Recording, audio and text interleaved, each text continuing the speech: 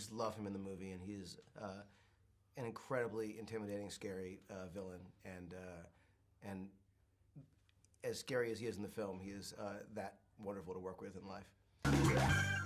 I think, like with most things that we work on, we don't try to think of sort of the character as a casting opportunity, but as more of who the character is, and then you find an actor who can take that hopefully already dimensionalized character and elevate it even more. We were incredibly lucky in the 2009 film to cast an extraordinary group of actors to play these sort of iconic roles. For this movie, we wanted to treat it like a standalone movie, so you never have to have seen Star Trek before. It's just its own thing. If you have, you'll be rewarded with little moments here and there, but we wanted to treat it very much on its own terms.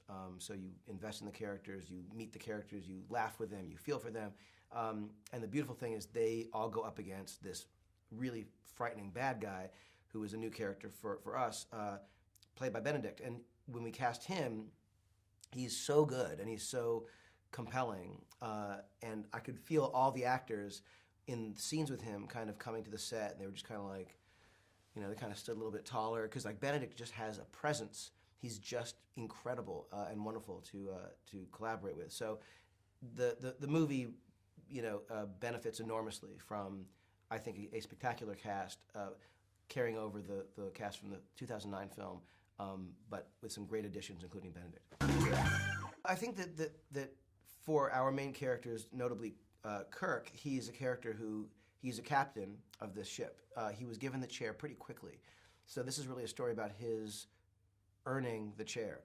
One of the ways he earns the chair, of course, there are these very visceral action-adventure physical moments, but a lot of it is in a moral dilemma of what do you do when following the rules might not be the moral thing to do. What happens when you have to question authority and ask yourself, which path do you take? When you have that kind of responsibility, not just for your crew, but for the Earth itself is being jeopardized. How far are you willing to go to protect the people that you love? There are issues of friendship and loyalty, family, good versus evil. There are a lot of themes at play. But it's a movie that's not meant to be preachy. It's meant to be a fun, action-adventure, sort of rousing thrill ride. But at the core of it, there are characters I think you love and laugh with, and there are some, I think, pretty real themes of morality, etc.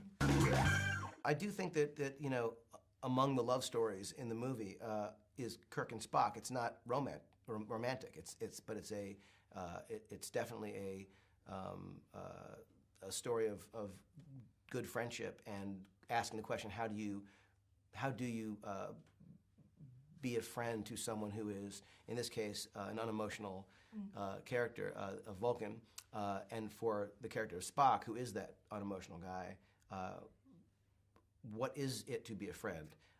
He also is dating Uhura, the Zoe Saldana's character, and so the question is there as well. How do those two, have a relationship when he doesn't have, any overt emotion? Which, by the way, is probably like a lot of people, like a lot of guys, I think, probably don't show their emotional side too much. But both Zachary Quinto and Chris Pine, I thought were extraordinary in the movie and took their characters much farther than they did the first time.